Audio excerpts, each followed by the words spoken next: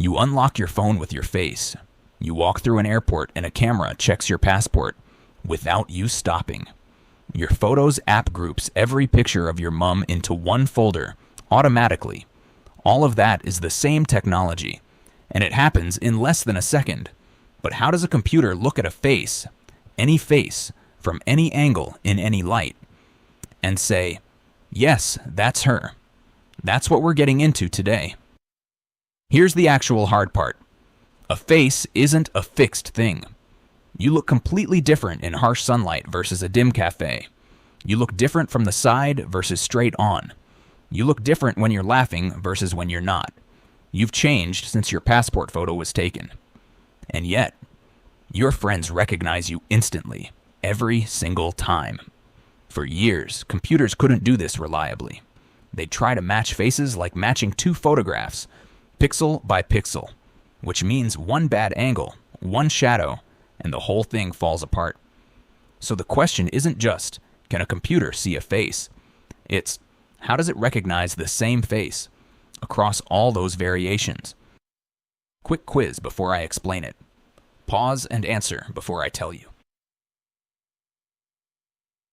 Here's what we're going to cover. First, how AI finds a face in an image in the first place. Then, how it maps that face into something it can compare.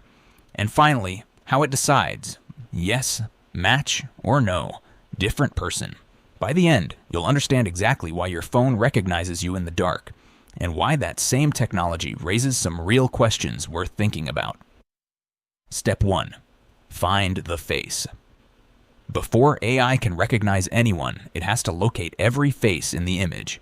It does this by scanning the photo in patches, small windows sliding across every part of the picture. For each patch, it asks one question. Does this look like a face or not? Think of it like a spotlight sweeping across a dark stage. The spotlight isn't looking at the whole stage at once. It's checking one spot at a time, looking for the shape of a face. 2 eyes, a nose, a mouth, roughly arranged in the right way. This is called a detector. Modern detectors are trained on millions of face images until they become extremely good at spotting faces in any condition. Blurry, small, partially covered. The output? A bounding box. A little rectangle drawn around each face in the image. That rectangle is handed off to the next stage. Now for the clever part. Once AI has the face isolated, it doesn't compare it to other photos directly. Instead, it converts the face into a set of numbers. Here's the analogy. Imagine describing someone's face not with words, but with measurements. Distance between the eyes, width of the nose, shape of the jawline, length from chin to forehead. You'd end up with a long list of numbers that's unique to that face. That's essentially what a face recognition model does, but with hundreds of measurements, not just a few, and calculated by a neural network that learned which measurements matter most. This list of numbers is called a face embedding. Think of it as the face's mathematical fingerprint. The critical thing about embeddings, they're designed to be stable. You're embedding at different angles, different lighting, different expressions. It should come out roughly the same. That's what the model learns during training. How to produce the same fingerprint no matter how the face is presented.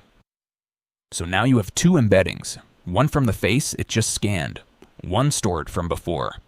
Your phone's saved record of you. The AI compares them by measuring the distance between them. Not physical distance, mathematical distance. How different are these 2 lists of numbers? If they're close enough, match. Welcome home. If they're too far apart, different person. That threshold, how close is close enough, is where a lot of the tricky design decisions live. Set it too tight, and your phone won't recognize you with new glasses. Set it too loose, and the wrong person gets in. Here's a quick quiz on that. Pause and answer before I continue. So, where does this show up in your life? Face ID on your phone. Tagging suggestions in your photo app. Airport e-gates. Security cameras that can flag a specific person in a crowd. And that last one is where it gets genuinely complicated. This technology works well, and it works unevenly.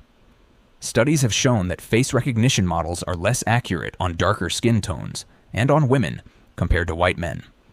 That's not an opinion. That's the data. It's a real problem, and it comes from biased training data. So when this technology is used in law enforcement, or in hiring, or in surveillance, those accuracy gaps matter. A lot. That doesn't mean the technology is inherently bad. It means where and how it's used matters enormously.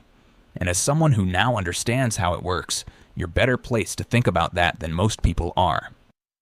Next week, we're going further into how AI hears and speaks, from converting your voice into text to generating speech that sounds completely human, which when you think about it is its own kind of recognition. If this one clicked for you, subscribe. A new one drops every week. And I'll see you in the next one.